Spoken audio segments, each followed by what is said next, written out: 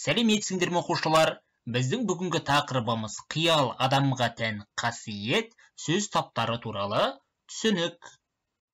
Оқу мақсаты тірек сөздер мен ұсынылған иллюстрациялар арқылы тақырыпты болжау, тыңдалған мәтін мазмұны негізінде сұрақтарға жауап беру, көтерілген мәселе бойынша өз ойын білдіру. Оқушылар, келесі сұрақтарға жауап беріңіздер. Бірінші сұрақ: қиял, қиялдау сөздерінің мағынасы қандай?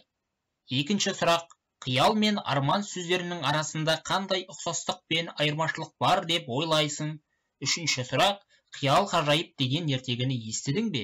Егер естісең, оның кәдімгі ертегіден қандай айырмашылығы бар? Келесі мағлұматты есте сақтаңыздар. Сөз таптары қазақ тілінің терминдер жүйесін жасаған, қазақ тілі білімінің негізін қалаған Ахмет Байтұрсынұлы енгізген термин. Қазақ тілінде 9 сөз табы бар. Кел, Дана, екеуміз ойын ойнайық. Қандай ойын? Шапшаң ойла деп аталады. Яғни сұрақтарға шапшаң жауап беруің керек. Жарайды. Бұл не?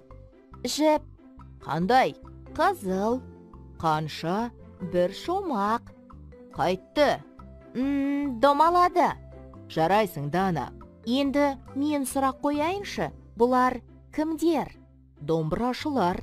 Нешеу? Екеу. Не істеп отыр? Домбыра тартып отыр. Жарайсың, Алан. Дана, осы суретке қарап, мәтін құрасақ, мәтіннің мазмұны не туралы болуы мүмкін? Бұл суретте домбыра ұстаған өнерлі адамдар бейнеленген. Демек, мәтін мазмұны күйшілер және қазақтың ұлттық өнері күй туралы болуы мүмкін.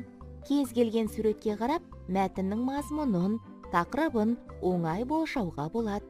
Дұрыс. Дана, білесің бе? Екеуміз қойған кім, не, қандай, қай, қанша, нешеу, не істеді, қайтты сұрақтары сөз таптарының сұрақтары. Сөз таптары дегеніміз не? Сөздер мағынасына, сұрағына, сөйлемдегі қызметіне қарай топталады. Кім, не, зат есімнің сұрақтары. Зат есім заттың атын білдіретін сөз табы. Қандай, қай, сын есімнің сұрақтары. Сын есім заттың түрін, түсін, көлемін, сапасын, дәмін білдіретін сөз табы. Қанша, нешеу, сан есімнің сұрақтары. Сан есім заттың санын білдіретін сөз табы. Не істеді, қайтты, етістіктің сұрақтары. Етістік заттың іс-әрекетін, қимылын білдіретін сөз табы. Енді түсіндім. Демек, бір шумақ қызыл жіп домалады деген сөйлемде жіп зат есім не деген сұраққа жауап береді. Шумақ зат есім не деген сұрақ қойылады. Қызыл сын есім қандай деген сұрақ қойылады.